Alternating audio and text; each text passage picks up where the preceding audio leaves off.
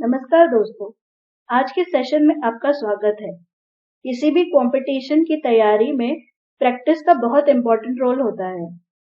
रोज MCQ solve करने से accuracy बढ़ती है और कॉन्स्टिट्यूशन तो एक बहुत इम्पोर्टेंट सब्जेक्ट है जो हर स्टेट के जुडिशियल एग्जामिनेशन का एक इम्पोर्टेंट पोर्शन है। और अगर एमसीक्यूज के थ्रू हम किसी कंसेप्ट को समझते हैं तो वो बहुत दिन तक ज्यादा ध्यान में रहता है और एग्जाम्स में गलती होने के चांसेस कम हो जाते हैं और इससे स्कोर भी बढ़ता है। इसी नोट के साथ शुरू करते हैं आज का session.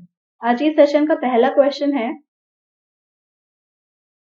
Preamble of Indian constitution reveals 1. Sources of authority of constitution, 2. Nature of Indian state, 3. Objective of the constitution, 4th date when constitution came into effect.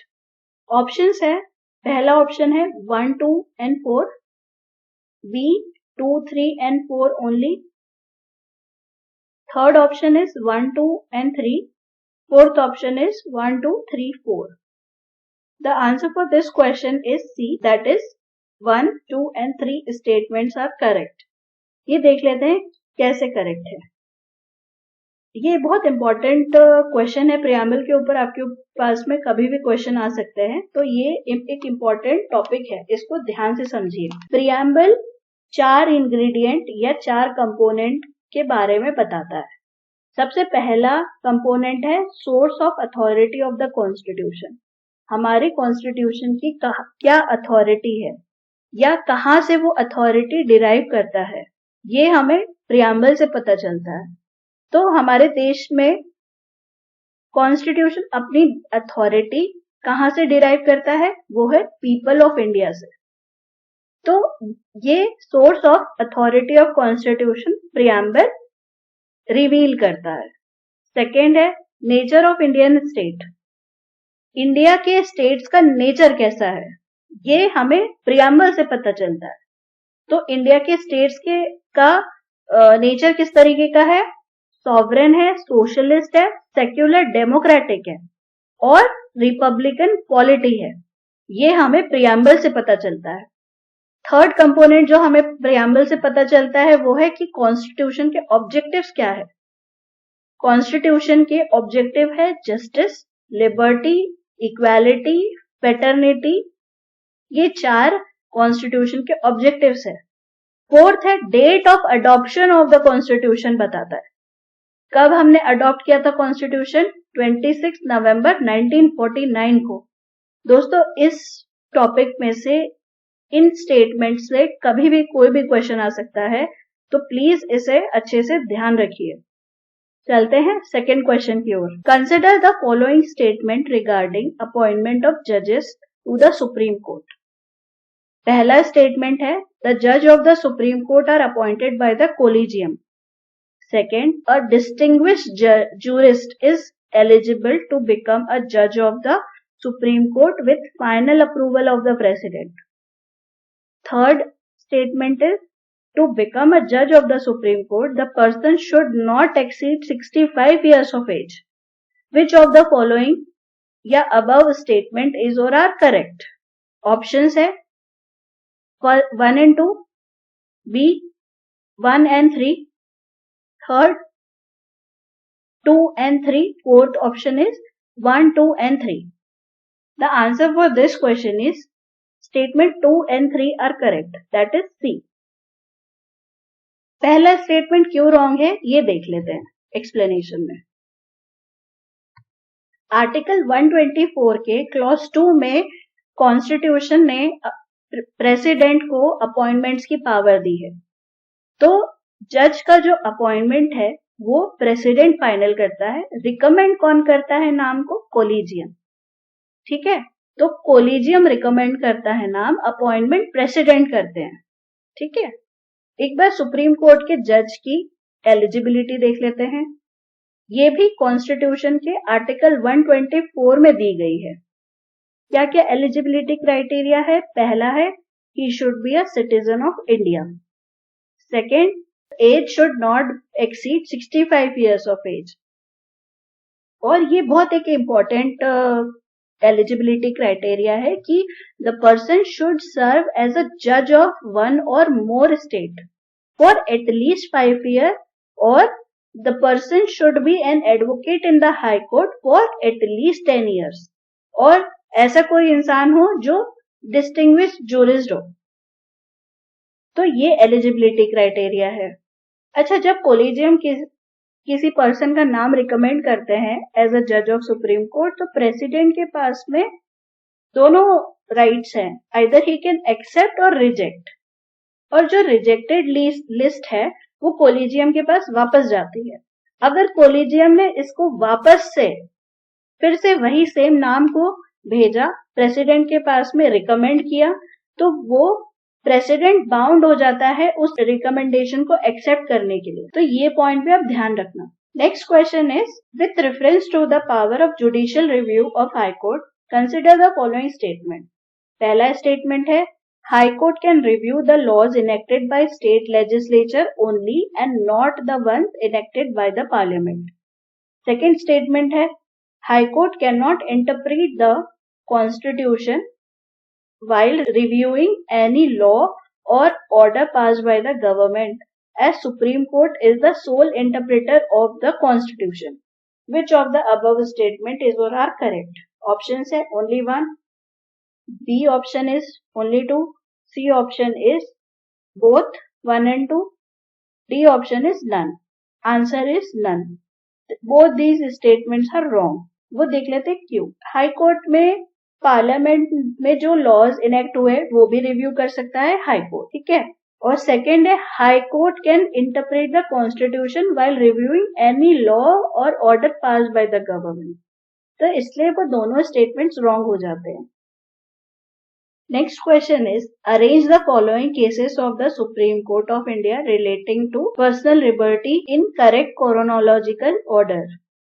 First है Maneka Gandhi versus union of India, second is ADM Jabalpur versus Shivkant, third is AK Gopalan versus state of Madras. ये UPPSC 2018 का question paper का question है। सबसे पहले right to personal liberty का जो case था under article 21 AK Gopalan versus state of Madras में हुआ था। सेकेंड जो केस था वो है Kharak Singh versus state of UP. Third case जो आया था वो है RC Cooper versus union of India. ये बैंकिंग एक्विजिशन और ट्रांसफर का केस था, popularly also known as bank nationalisation case. Next था ADM जबलपुर वर्सेस शिवकांत शुक्ला, ये 1976 का केस है। उसके बाद Maneka Gandhi versus union of India का जो केस आया था, तो the answer is A, that is AK Gopalan versus state of Madras, then ADM Jabalpur versus Shrikant, Menka Gandhi versus Union of India. Next question is the principle of corrective responsibility has been incorporated in which article? That is 75. एक बार देख लेते हैं। Article 75 clearly states that the Council of Ministers is collectively responsible to the Lok Sabha. This means that all the ministers own joint responsibility to the Lok Sabha for all their act of omission and commission. ये बहुत important point है कि लोकसभा के लिए कौन collectively responsible होता है? Council of ministers. Principle of collectively responsibility also means that the cabinet decision bind all cabinet ministers and other ministers even if they differed in the cabinet meeting. So it is the duty of every minister to stand by cabinet decision and support them both within and outside the parliament. तो article 75 में collective responsibility की provisions दी हैं। Next question is assertion directive principles of state policy are relevant for determining the reasonableness of restrictions under article 19 clause 2. Reason for this is directive principles of state policy have been declared superior to the fundamental rights. The answer for this question is option number C, because A statement, that is assertion, is right, and reason given for this question is wrong. जो पहला statement है उसको ध्यान से समझिए कि जब भी फंडामेंटल राइट्स को समझने के लिए उसकी इंटरप्रिटेशन सुप्रीम कोर्ट या कोर्ट डायरेक्टिव प्रिंसिपल्स को देख के ही करता है, तो स्कोप फंडामेंटल राइट्स का लिमिटेड है और डीपीएसपी का क्या है, लिमिटलेस है। तो assertion A is right. DPSP have been declared superior to the fundamental right. ये स्टेटमेंट रॉन्ग है बिकॉज फंडामेंटल राइट्स के वायलेशन पे आप कोर्ट जा सकते हो, बट डीपीएसपी के वायलेशन पे आप कोर्ट नहीं जा सकते because it is not enforceable by law. हालांकि दोनों इंडिविजुअल के राइट के लिए वर्क करते हैं, लेकिन फिर भी एनफोर्सेबिलिटी फंडामेंटल राइट्स की ज्यादा है। So the answer is C. ये यूपीपीसीएस जे 2018 में पूछा गया था सवाल। Next question is match the pair article 39A, article 213, article 44 and article 50। इसको मैच द पेयर करना है। तो इस क्वेश्चन का आंसर है सी। आर्टिकल 39A क्या कहता है? ये बात करता है फ्री लीगल एड प्रोवाइड करने की पुअर और वीकर सेक्शंस को। आर्टिकल 213 ये है ordinance issuing power of the governor. Ordinance governor कब प्रोमलगेट करता है? During recess of legislature.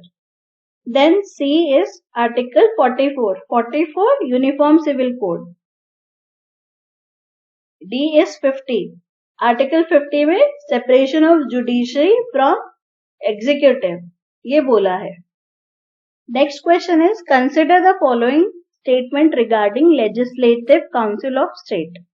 पहला स्टेटमेंट है पार्लियामेंट में बाय लॉ क्रिएट और abolish the legislative council in a state if the legislative assembly of that state passes a resolution to that effect by a simple majority. Second statement है as per the Indian Constitution the total number of members in the legislative council of a state shall not exceed 1/6 of the total number of members in the legislative assembly of that state. Third statement है members of municipalities do not take part in electing the member of legislative council. इससे पूछा है which of the statement is not correct. Options है 1, 2, 1 and 3, 2, 3, 1, 2, 3. इसका answer है D 1, 2 and 3 statement all statements are incorrect. क्यों देख लेते हैं। आर्टिकल 169 में ये बोला है कि पार्लियामेंट के पास पावर है क्रिएट करने की और अबॉलिश करने की second chamber in the state अगर लेजिस्लेटिव असेंबली खुद रेजोल्यूशन पास करती है। किससे? स्पेशल मेजोरिटी से। सेकेंड स्टेटमेंट के एक्सप्लेनेशन है as per article 171 clause 1 of the constitution total number of members in the legislative council of state shall not exceed 1/3 of the total member of the legislative assembly of that state and the total number of members in the legislative council of that state shall in no case be less than 40. और council के members कैसे elect होते हैं? 1/3 members जो elect होते हैं वो है मेंबर्स ऑफ द असेंबली होते हैं। 1/3 electorate consisting of members of municipalities, district board and other local authorities in the state और 1/12 electorates consisting of teachers और 1/12 कहाँ से होते हैं? registered graduates और 5th the remaining members are nominated by the governor from amongst those who have distinguished themselves in literature, science, art, the cooperative movement and social service. Legislative councils are permanent house as like Rajya Sabha. 1/3 of its members retire after every 2 years. तो ये explanation ध्यान रखिएगा। आज के session के लिए इतना ही। I hope आपको ये वीडियो अच्छा लगा होगा। अगर अच्छा लगा है तो please do subscribe to this channel जिससे आपको रेगुलर अपडेट्स मिलती रहे and share with your friends and do like the video. Thank you very much.